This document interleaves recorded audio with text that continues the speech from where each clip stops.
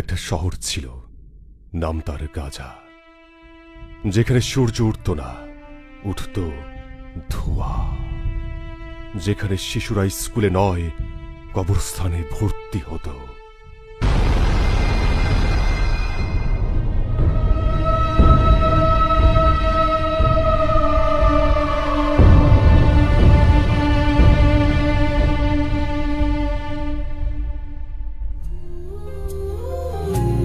মা গো মা,